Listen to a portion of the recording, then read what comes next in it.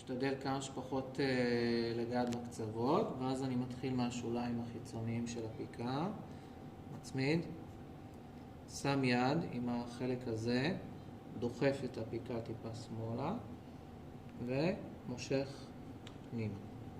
וכאן אני קורא. אפשר לקרוא את הסרט הזה מראש, שתמדוד כמה המרחק. יותר נוח, ואז לגזור אפילו עם מספריים בהתחלה.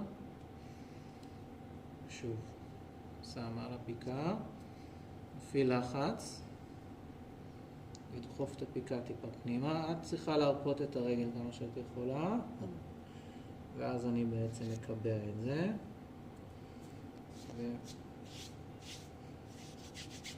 וחמים טיפה את הדבק. שם יד על שני הקצוות, לכופף וליישר את הברך.